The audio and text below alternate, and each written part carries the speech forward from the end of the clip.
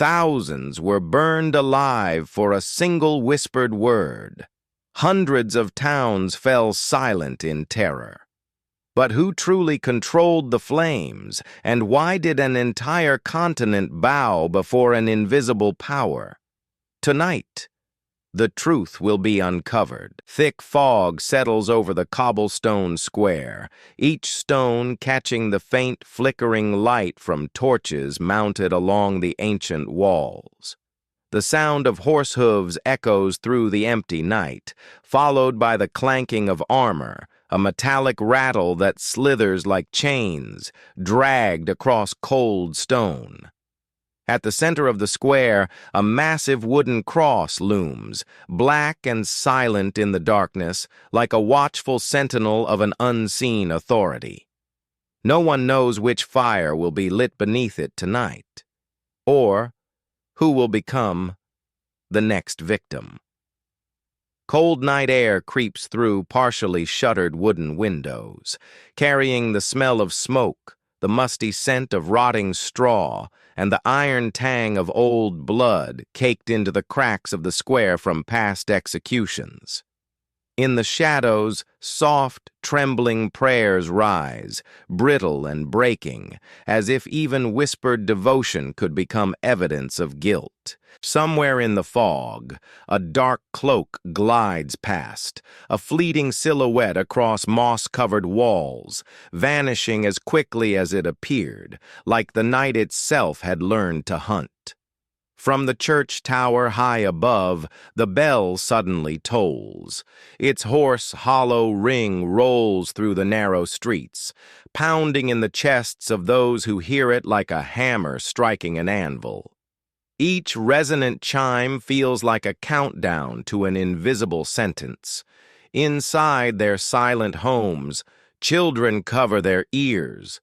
Parents hold their breath, eyes fixed on cracks in their doors, praying dawn will come without footsteps stopping outside their threshold. A voice begins, low and measured, each word a question cutting through the silence. Why, in the heart of Europe, once called the land of the holy, did a system of power emerge that spread fear greater than any sword? Who stood behind sentences passed without evidence, trials conducted without truth? And why, for centuries, did the Inquisition keep an entire continent bowed in silent obedience?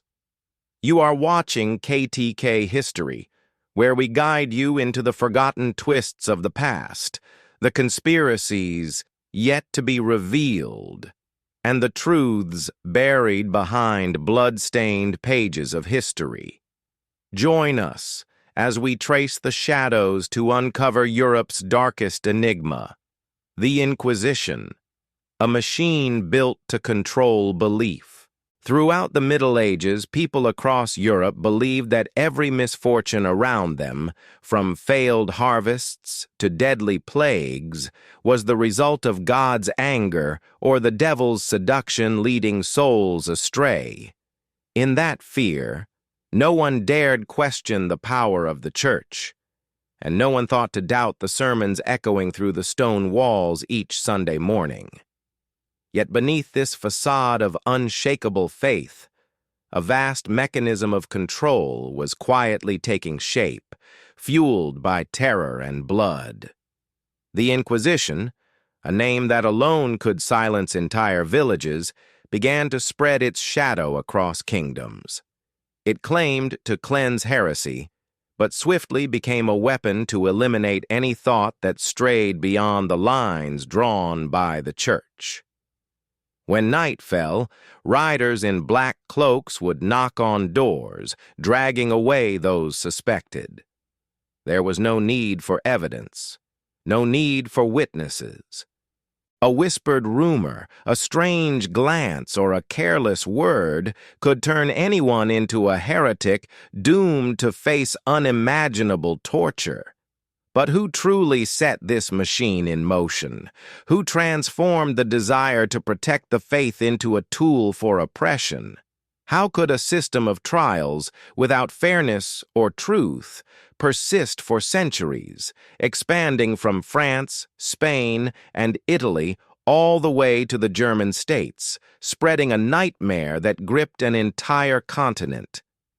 In today's episode, we will follow the traces left by wrongful verdicts, hidden records, and the evolution of the Inquisition from its earliest days until it became a force of terror suffocating Europe.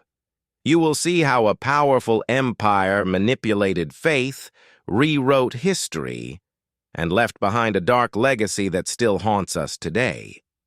In the flickering candlelight of medieval monasteries, monks hunched over parchment, copying not just sacred texts, but also rumors of dangerous ideas spreading through Europe.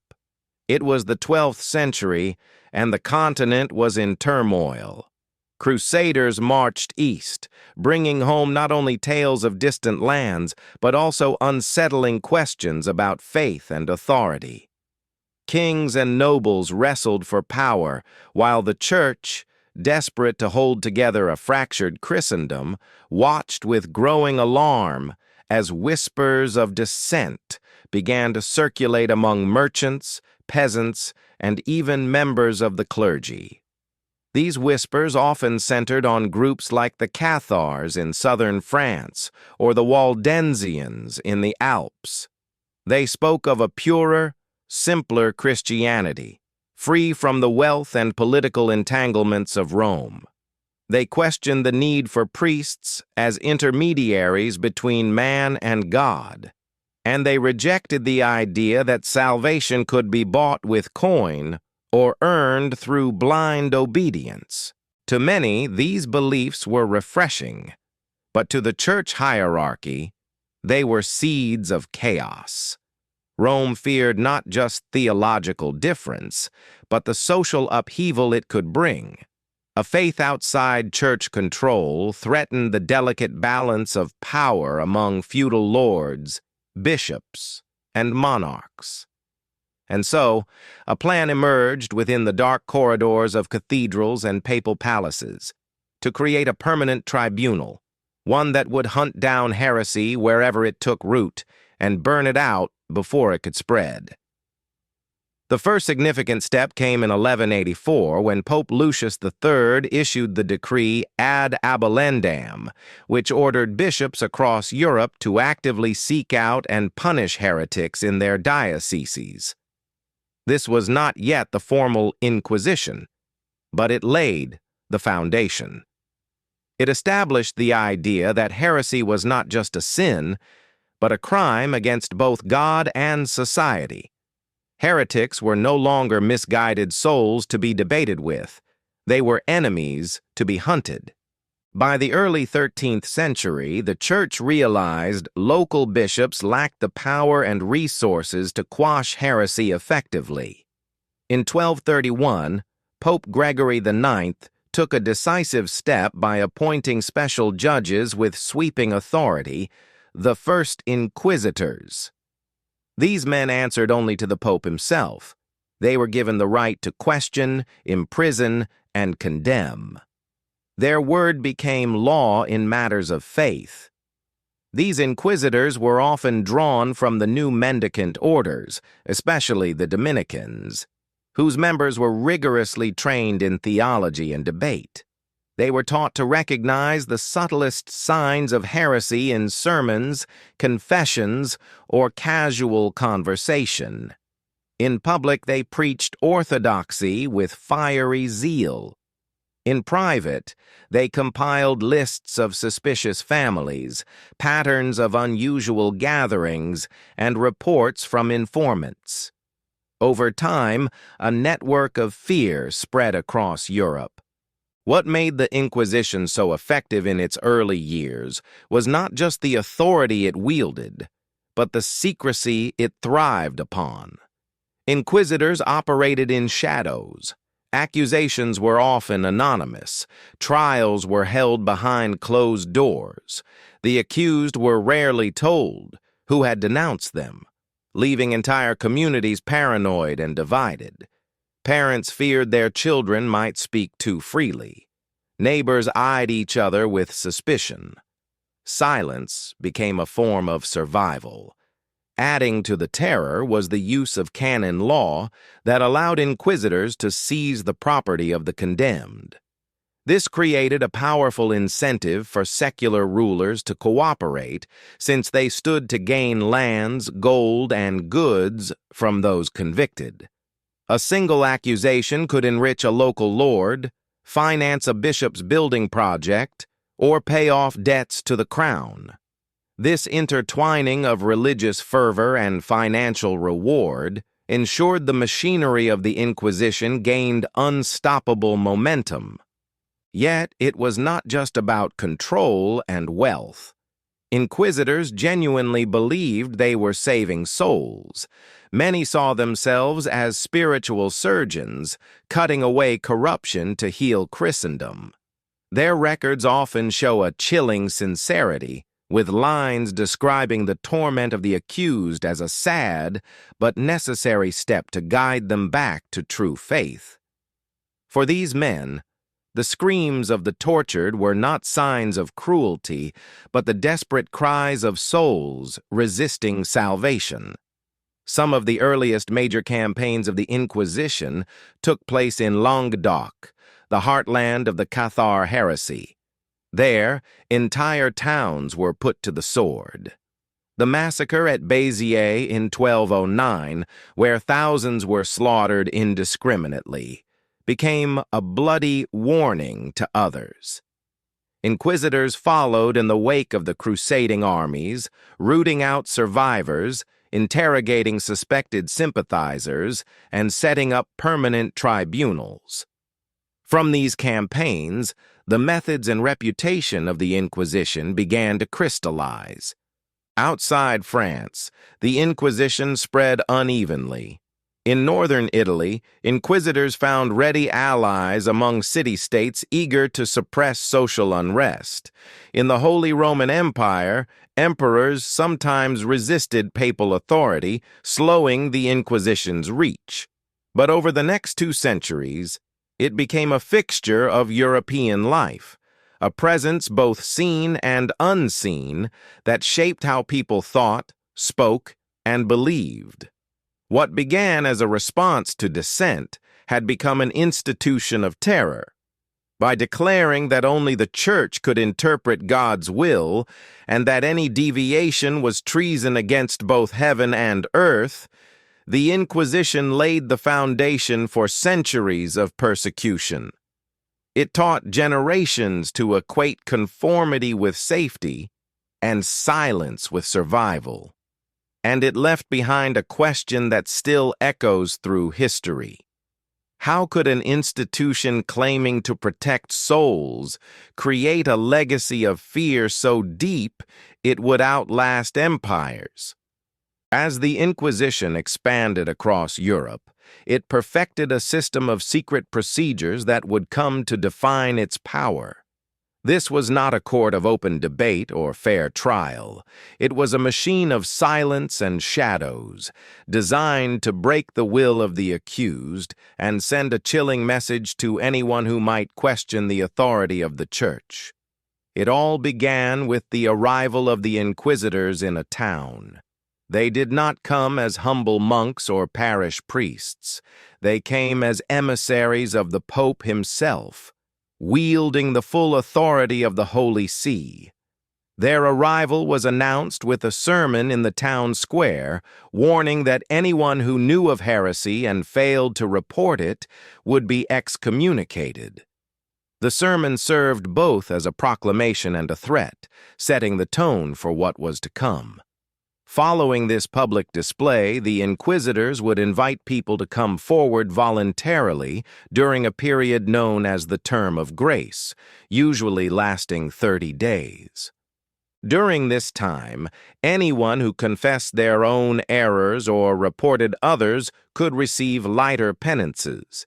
In practice, this created an avalanche of accusations as neighbors, friends, and even family members turned on each other to protect themselves or settle old grudges. A careless word spoken years earlier could resurface as a deadly weapon. Once the term of grace ended, the inquisitors shifted from persuasion to coercion. They relied on a network of informants, often disguised as travelers, merchants, or pilgrims, who moved from town to town collecting rumors. These spies noted unusual gatherings, private conversations, or unorthodox behavior, feeding a growing dossier of suspicion. When enough whispers accumulated, the inquisitors would act. The arrest was designed for maximum psychological impact. Taken under cover of darkness, the accused was led through empty streets to a fortified building, often a monastery converted into a tribunal. There, they were kept in solitary confinement, cut off from family, friends, and legal counsel. The cells were damp, windowless chambers where the accused was left to imagine the worst, often for days or weeks before questioning began. Interrogations were not conducted like modern courts, where the burden of proof lies with the accuser. Instead, the inquisitors considered the accused guilty until proven innocent. Questions were relentless, designed to confuse, exhaust, and entrap. Anything less than complete confession was taken as proof of stubbornness, which itself was evidence of heretical intent. If a prisoner refused to confess, harsher methods were authorized. Torture was formally sanctioned in 1252 by Pope Innocent IV with the bull Ad Extirpanda, which allowed inquisitors to extract confessions through physical pain. Techniques varied from region to region, but included the strappado, where victims were suspended by their arms behind their backs, dislocating shoulders, the rack, which stretched limbs to the point of tearing, and water torture, which simulated drowning. These sessions were meticulously recorded, with inquisitors noting the questions asked, the responses given, and the exact duration and method of torture. Yet even these records reveal the twisted logic of the system. If a victim confessed under torture, it was seen as proof of guilt. If they refused to confess, it was considered a sign of stubborn heresy, justifying further punishment. There was no way to win. Many confessed anything demanded of them simply to make the pain stop, incriminating themselves and often naming others to share their fate. Trials were conducted in secret. The accused was rarely allowed to know who had testified against them. Witnesses for the defense were discouraged or ignored entirely. Verdicts were handed down by inquisitors alone, without juries or oversight. The most common sentences ranged from wearing a yellow cross in public as a mark of shame to imprisonment, confiscation of property, or execution by burning. The psychological control extended beyond the courtroom. Public penance ceremonies, called autos da fe, were staged with theatrical precision. These events gathered townspeople to watch heretics in tattered robes confess their sins on raised platforms, surrounded by armed guards and clergy chanting solemn hymns. The sight of neighbors shamed and broken reinforced the message that obedience meant survival, and deviation led to ruin. Adding to the dread was the practice of collective punishment. In regions with widespread heresy, inquisitors could place entire communities under interdict, cutting them off from sacraments and burial rites. This collective suffering pressured everyone to root out dissent among themselves. In effect, the Inquisition weaponized faith against entire populations, ensuring the community policed itself out of fear of divine wrath and social collapse. Financial incentives also greased the wheels of this machinery. As part of canon law, the property of convicted heretics was forfeited, split between the Church, the Inquisitors, and secular rulers. This made heresy a lucrative accusation. Lords and bishops alike had reason to encourage investigations.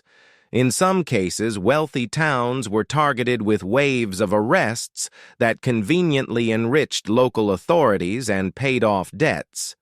But perhaps the most insidious aspect of the Inquisition's operations was how it rewrote the very fabric of memory.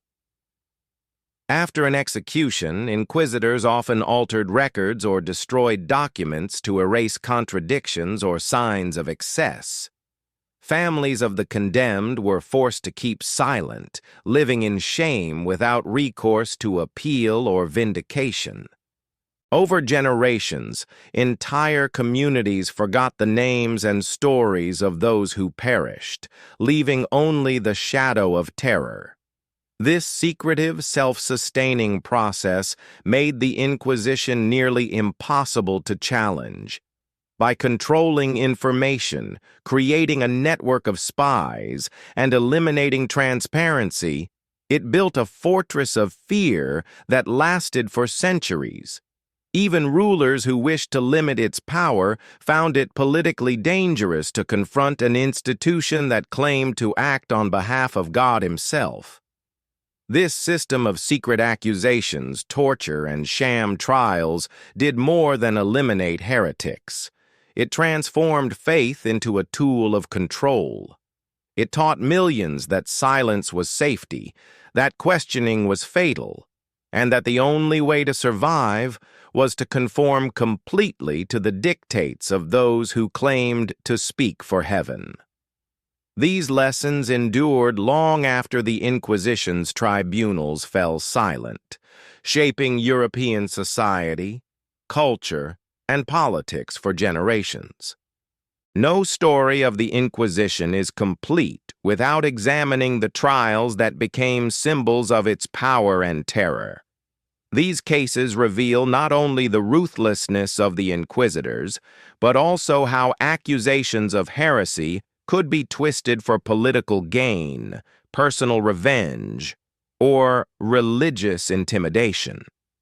By looking closely at these classic files, we see the human faces behind the statistics, the voices silenced by fire, and the chilling efficiency of an institution designed to crush dissent. One of the earliest and most notorious examples is the campaign against the Cathars in southern France during the early 13th century. Known as the Albigensian Crusade, this conflict began as a papal military operation, but soon turned into a laboratory for the Inquisition's methods. In 1209, the massacre at Béziers became infamous. When asked how to distinguish heretics from true believers, a papal legate reportedly said, "Kill them all. God will know His own." In a single day, thousands were slaughtered indiscriminately, and the message was unmistakable. Heresy would be rooted out at any cost. Following the crusade, inquisitors established permanent tribunals throughout Languedoc. They called villagers in by the dozens, interrogating entire families. Records from these trials show a terrifying thoroughness. Questions covered not only faith, but private habits, conversations, and alliances. Even lending food to a neighbor known for suspicious ideas could lead to condemnation. Many were forced to wear crosses sewn into their clothing for life, marking them as former heretics and making them social outcasts. Another classic case that reveals the Inquisition's political reach is the trial of Joan of Arc. Although technically conducted by an ecclesiastical court rather than the papal Inquisition, her prosecution in 1431 used the same methods and logic. Joan, a peasant girl who claimed divine visions and led French armies to victory, threatened not just English occupation, but also the power structures within the church. Her visions challenge the idea that only the clergy could interpret God's will. Captured and handed over to church authorities, Joan faced dozens of charges ranging from heresy to witchcraft. The trial was rigged from the start. She was denied counsel, subjected to repeated interrogations, and misled about her rights. At every turn, inquisitors twisted her words, using them as proof of demonic influence or false prophecy. Despite her courage and intelligence, the outcome was predetermined. Joan was declared a relapsed heretic and burned at the stake before a horrified crowd. Her ashes were scattered in the sand to prevent any relics from being saved. Joan's case shows how heresy trials could become tools of political control. By eliminating her, the English sought to weaken French resistance and undermine a symbol of national pride. Meanwhile, church authorities demonstrated their ability to decide who spoke for God and who must be silenced. Yet decades later, Joan's conviction was overturned, and she became a saint. This reversal highlights how even the Inquisition's harshest judgments could not erase every trace of truth. Another telling example comes from the records of inquisitors operating in the Kingdom of Aragon during the late 14th century. Here, Jewish communities faced repeated waves of persecution. Accused of secretly practicing Judaism while outwardly converting to Christianity, these conversos became easy targets. The Inquisition invented elaborate tests of faith, such as watching whether families cooked meals on days forbidden by Jewish law. Testimonies extracted under torture led to mass arrests and executions. Inquisitors kept meticulous files on these cases, many of which survive today in dusty archives. These documents reveal both the cruelty of the interrogations and the administrative genius of the institution. Pages list names, ages, occupations, family members, property inventories, and confessions. Margins are filled with notes recommending further arrests or the redistribution of seized goods. The bureaucracy of persecution was as cold and precise as any ledger. The Inquisition's secret files also contained confessions, later proven to be false, obtained solely under torture or fear of execution.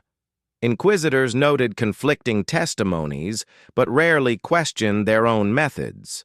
Some scribes even recorded the tortured cries of the accused, describing them as evidence of the devil's resistance. Once an admission was secured, inquisitors declared victory, convinced they had saved a soul from eternal damnation. Beyond individual cases, the Inquisition kept broader records known as the Libri Hereticorum, or Books of Heretics. These volumes cataloged every suspect, confession, penance, and execution in a given region. They served not only as archives, but as tools of terror. Families with names entered in these books lived in permanent fear, knowing inquisitors could return at any time with new accusations. Generations carried the stigma of these entries, their reputations poisoned even if the original charges were unproven or fabricated. What makes these files so chilling is the level of detail and the casual tone of the inquisitors. Entries often read like ordinary bookkeeping, with lines noting the method of torture used, the property seized, or the fate of the condemned. There is no hint of doubt, remorse, or awareness of injustice. To the inquisitors, each case was simply another number in their campaign to purify Christendom. Today, these secret archives provide historians with an invaluable window into the machinery of the Inquisition. They show how ordinary people became entangled in a web of suspicion and accusation, and how fear spread faster than any heretical idea. More importantly, they remind us that behind every statistic was a life shattered, a voice silenced, and a family left to suffer in shame and isolation. These classic cases and hidden records expose the true face of the Inquisition, a system that combined religious fervor, political manipulation, and meticulous bureaucracy to control belief and behavior. And they leave us with a sobering question. If such machinery of fear could operate so effectively in the past, could it ever rise again in another form? While the Inquisition first took root in southern France, its reach soon spread far beyond. Each region where the Inquisition established itself offered a unique landscape of politics, culture, and faith that shaped how the machinery of persecution operated.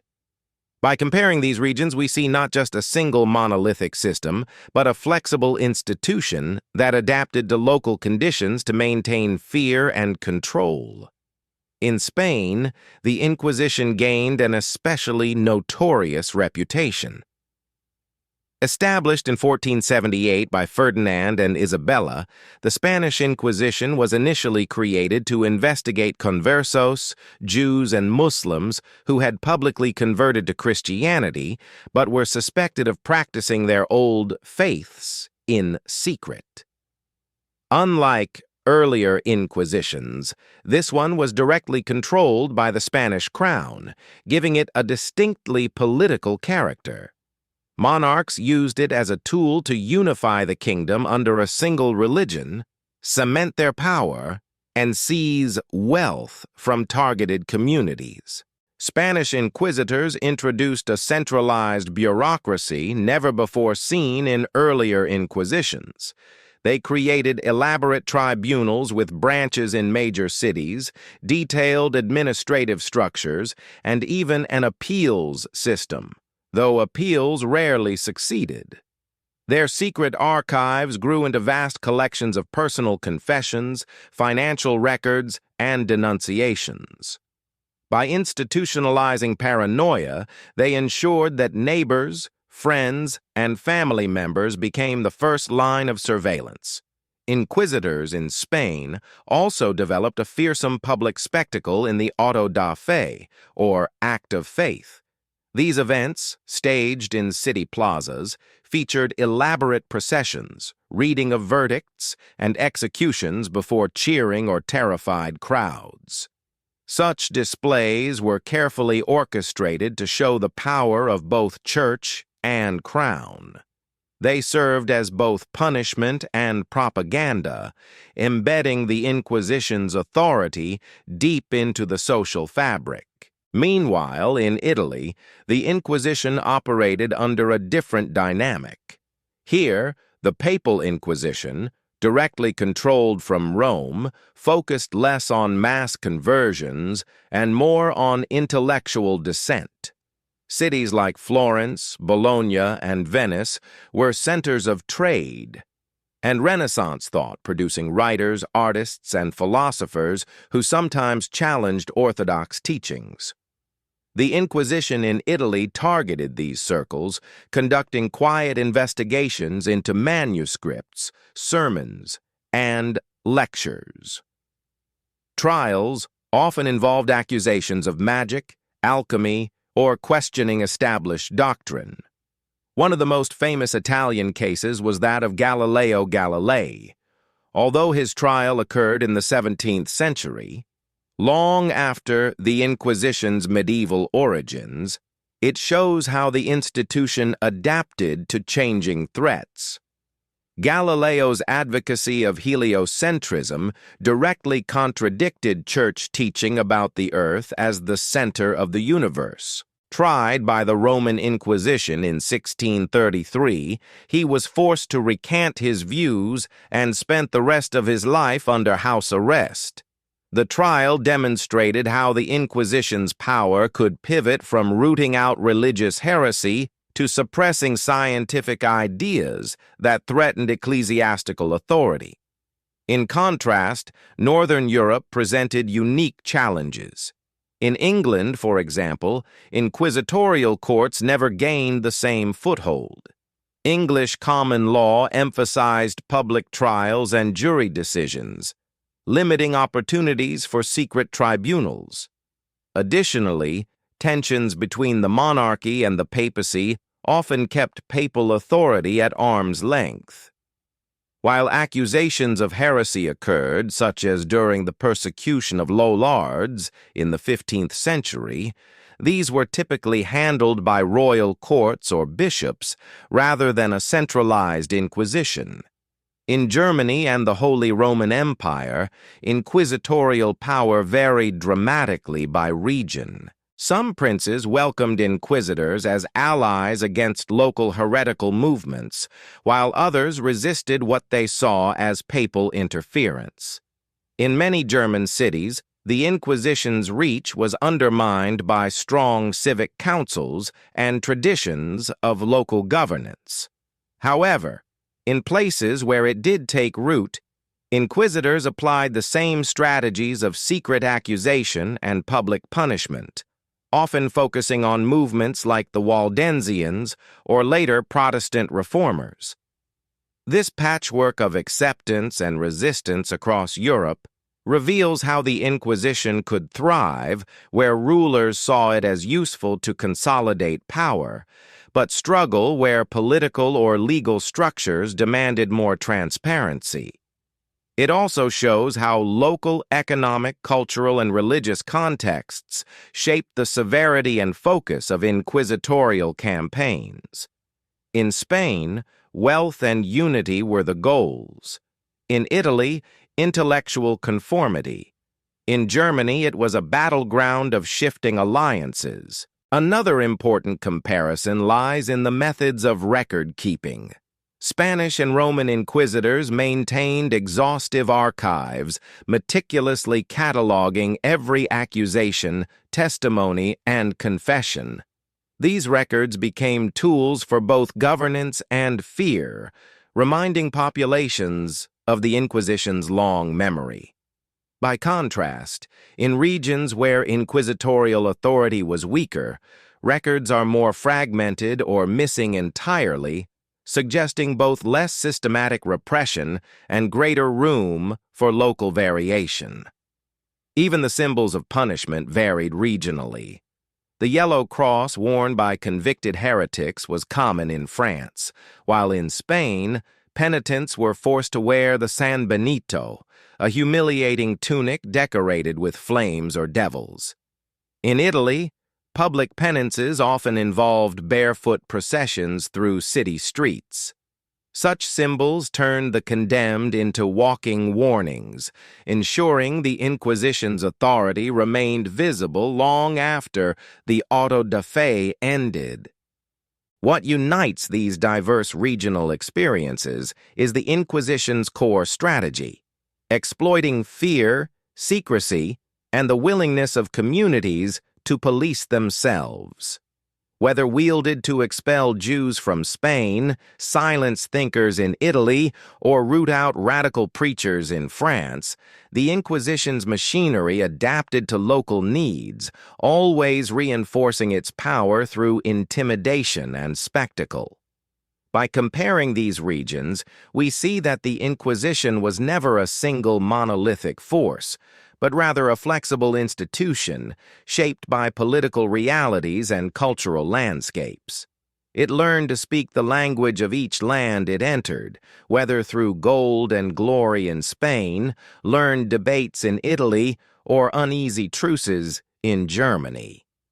This adaptability is what allowed the Inquisition to persist for so many centuries, evolving with each shift in power, faith, and society.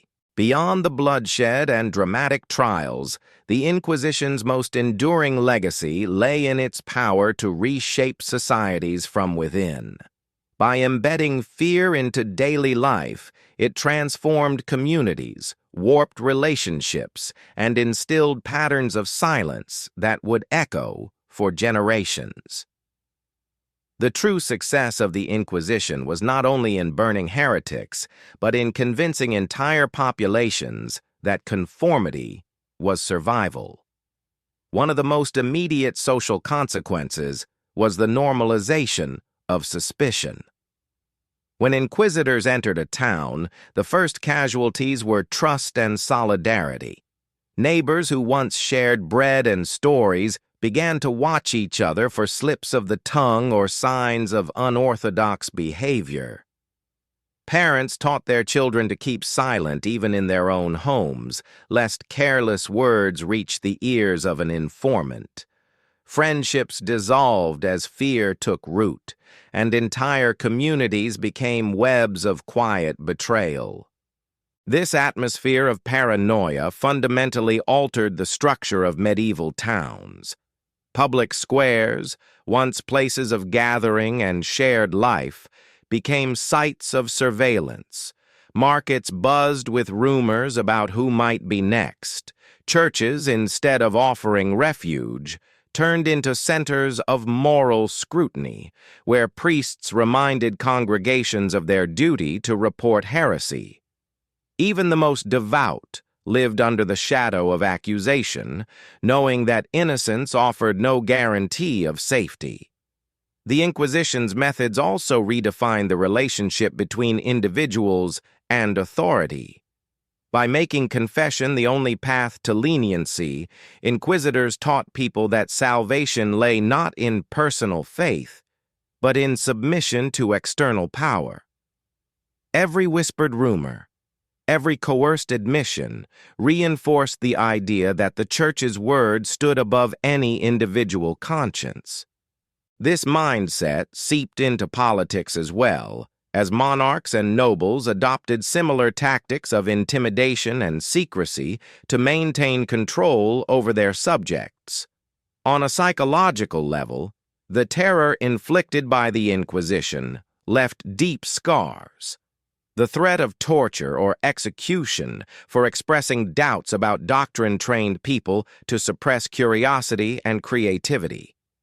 Questions that might have led to new ideas, discoveries, or reforms died unspoken in the minds of countless individuals. This self-censorship stifled intellectual life, delaying the scientific and cultural advancements that would later define the Renaissance. Moreover, the Inquisition taught people to associate faith with fear. Instead of viewing religion as a source of hope or moral guidance, many came to see it as a tool of oppression. Sermons that once inspired now reminded listeners of the punishments awaiting those who strayed. Sacred symbols became intertwined with images of pyres and dungeons, shifting the emotional landscape of belief from reverence to dread. The trauma extended beyond the accused. Families of those condemned faced social and economic ruin. Properties were confiscated, leaving survivors destitute. Children grew up marked by their parents' supposed crimes, ostracized by communities that feared association with heresy. Even generations later, descendants bore the stain of their ancestors' convictions, limiting marriages, careers, and social standing. In this way, the Inquisition punished not just individuals, but entire bloodlines.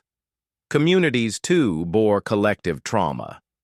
In towns where inquisitors set up permanent tribunals, memories of trials and executions lingered long after the fires burned out. Folk tales and local legends often grew around these events, keeping fear alive in subtle ways. Songs, proverbs, and superstitions evolved to warn children against speaking out or questioning authority, ensuring the lessons of the Inquisition endured beyond its formal existence. The Inquisition also disrupted local economies. When merchants or artisans were accused, their businesses collapsed. Entire trades could suffer if enough skilled workers were condemned or fled. Confiscated wealth might enrich a few powerful figures, but the broader community paid the price in lost livelihoods and diminished prosperity. Over time, regions with heavy inquisitorial activity fell behind more tolerant areas where commerce and innovation continued to thrive. Perhaps the most insidious psychological consequence was the internalization of guilt. Even those who conformed perfectly lived with the nagging fear that they might somehow slip up. Nightmares of inquisitors knocking at the door haunted people's sleep. The idea that God could be represented by men so willing to torture and kill sowed confusion and moral conflict in believers' hearts. Many began to wonder whether their faith demanded blind obedience or whether something had gone terribly wrong with the institutions meant to guide them. Yet, despite this pervasive fear, resistance also simmered beneath the surface. Some priests secretly comforted the families of the condemned. Some scholars hid forbidden books or quietly spread ideas that challenged orthodoxy. These small acts of defiance rarely succeeded in the moment, but planted seeds for future change. Over centuries, these quiet rebellions helped build the foundations for movements that would eventually dismantle the Inquisition's power. In the end, the social and psychological consequences of the Inquisition reveal a paradox. By trying to control thought and belief through terror, the institution unwittingly exposed the fragility of its own authority. It proved that true faith cannot be enforced by fear alone, and that even in the darkest times, the human spirit searches for truth and freedom.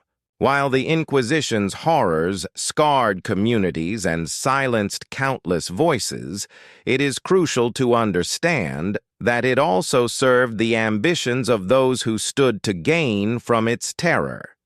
The machinery of persecution did not operate in a vacuum. It was woven into the ambitions of monarchs, noble families, and even some clergy who saw in the Inquisition an opportunity to secure power, wealth, and influence. At the same time, a quieter struggle unfolded among those who risked everything to resist or undermine this fearsome institution. Among the primary beneficiaries were the monarchs and rulers who partnered with inquisitors to consolidate their authority. In Spain, for instance, Ferdinand and Isabella used the Inquisition as a tool to unify their newly joined kingdoms under a single faith. By branding conversos and suspected heretics as enemies of both church and crown, they legitimized the confiscation of property and removed potential rivals who might challenge royal authority. Wealth seized from condemned families helped finance wars, palaces, and colonial ventures, turning the Inquisition into an instrument of both religious and imperial expansion. Local lords also saw the advantage of supporting inquisitorial campaigns. A single accusation could strip a wealthy rival of lands and titles, which were then redistributed to those loyal to the crown or church. This economic incentive encouraged nobles to cooperate with inquisitors, fueling cycles of denunciation that had as much to do with greed and jealousy as with faith. In this way, the Inquisition became a political weapon cloaked in religious righteousness. High-ranking clergy benefited as well. Bishops who worked closely with inquisitors could strengthen their position in ecclesiastical hierarchies, increase revenues through fines and confiscations, and demonstrate their zeal to the Pope. Some clerics used accusations of heresy to silence critics within the church itself, punishing priests or monks who questioned local corruption or proposed reforms. By turning internal dissent into heretical threat, they protected their own power. Inquisitors themselves were perhaps the most obvious beneficiaries. Though many saw their work as a sacred duty, they also enjoyed significant privileges. They traveled with armed escorts, lived in comfort compared to common folk, and wielded near absolute authority in spiritual and temporal matters. Their role commanded fear and respect, elevating them above other clergy. Successful inquisitors earned reputations that opened paths to higher offices in the church or royal courts, where they continued to wield influence. Yet as the Inquisition's reach grew, so did opposition. Some resistance came from unlikely places. Merchants and townsfolk, for example, recognized that the instability caused by inquisitorial campaigns disrupted trade and prosperity. In cities dependent on commerce, local leaders sometimes pressured inquisitors to moderate their zeal or postpone trials that might scare away business. Although these efforts rarely stopped the Inquisition outright, they sometimes slowed its pace. Among the clergy, a handful of voices quietly questioned the morality of torture and secret trials. Some theologians argued that faith should be won through persuasion, not fear, and that forced confessions could not reflect true belief. These objections were dangerous to voice openly, but their existence shows that doubt simmered even within the institution's own ranks. Writers and scholars also became subtle opponents. As the Renaissance spread new ideas across Europe, humanists began to advocate for reason, individual conscience, and a return to classical sources that challenged rigid church dogma. Some circulated manuscripts criticizing inquisitorial excesses or exposing abuses.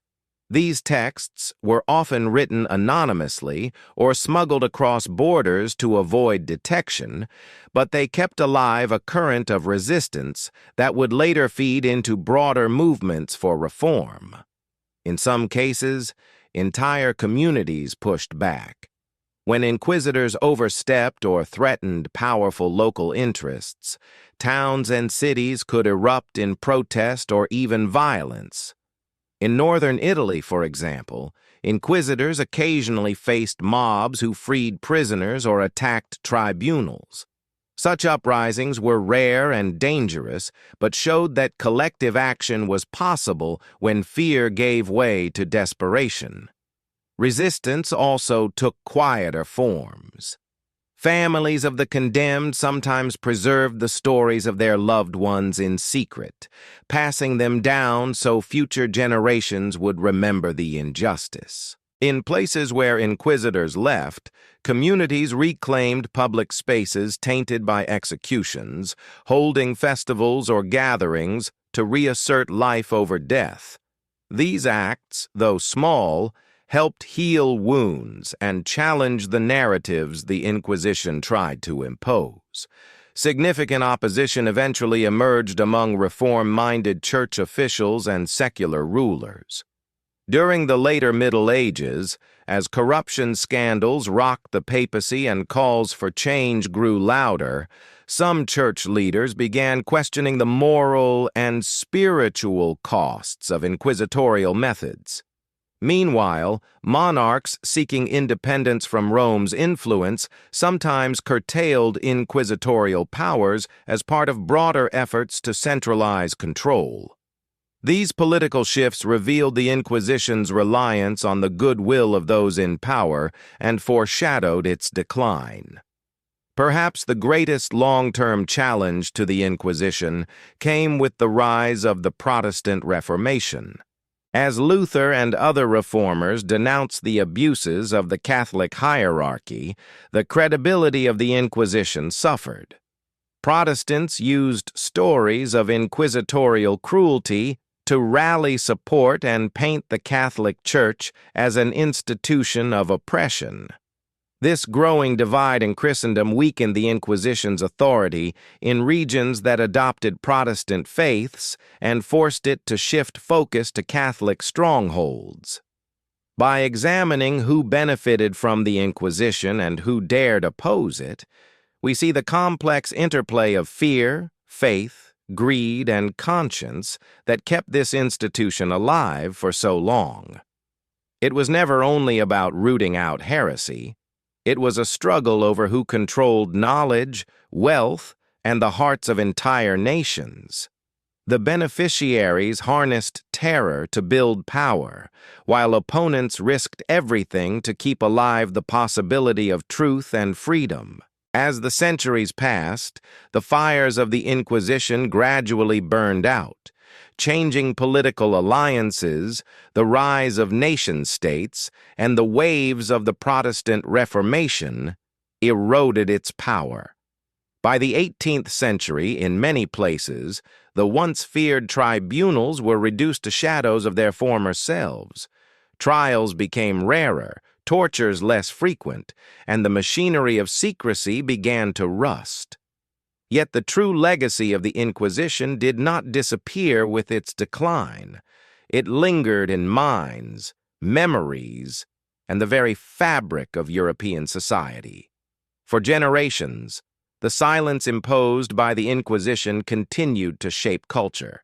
Even long after its formal end, communities remembered the terror. Stories of inquisitors knocking at midnight or of neighbors vanishing without explanation were told and retold. These memories taught caution, reinforced conformity, and reminded people that challenging authority could mean ruin. The habit of self-censorship passed from parent to child, embedding itself into traditions and customs that prized obedience over curiosity. The Inquisition also left behind physical reminders of its reign. In cities across Spain, Italy, and France, grand buildings once used as tribunals still stand, their stone walls whispering stories of confessions and condemnations. Some became museums, others were repurposed, but all remain silent witnesses to a time when faith and fear were bound together. In archives and libraries, yellowed pages of secret files record names, accusations, and fates, preserving a meticulous account of lives destroyed in the name of purity. Beyond Europe, the Inquisition's influence traveled with explorers, merchants, and missionaries. In the colonies of the New World, inquisitorial practices were used to control indigenous populations and enforce conversion. The methods of surveillance, forced confessions, and punishment crossed oceans, leaving scars on cultures far from Europe's shores. In this way, the legacy of the Inquisition became part of a global story of conquest and domination. Perhaps the most profound consequence of the Inquisition is the lesson it offers about power and belief. By transforming faith into an instrument of control, the Inquisition revealed how easily institutions meant to guide souls can become tools of oppression. It showed how fear can spread faster than any idea, how silence can be more powerful than truth, and how the line between protecting a community and destroying it can vanish when authority goes unquestioned. Yet even in the darkest chapters of its history, the human spirit proved resilient. Stories of quiet resistance, hidden books, and secret acts of compassion remind us that not everyone surrendered to terror. These small acts of defiance laid the groundwork for later movements demanding freedom of thought, conscience, and speech. The eventual decline of the Inquisition stands as proof that oppressive systems, no matter how entrenched, can be challenged and dismantled. Today, as we stand before the crumbling stones of old inquisitorial courts or read the confessions of the long dead, we are left with haunting questions. How many brilliant minds were lost to fear? How many discoveries delayed? How many cultures silenced because power demanded conformity? And how do we recognize the seeds of such systems in our own time before they grow into forces that again turn faith, ideology, or loyalty into weapons? These questions linger because the Inquisition's story is not just a relic of medieval Europe. It is a mirror reflecting the dangers that arise whenever truth is bent to serve authority. By remembering this dark legacy, we keep alive the lessons paid for in blood and suffering. We remind ourselves that true faith, true thought, and true freedom can never flourish where fear rules. If you found this journey through the hidden past compelling, subscribe to KTK History to explore more untold stories, share your thoughts in the comments below, and join us as we continue to uncover the mysteries and truths buried in the shadows of our world.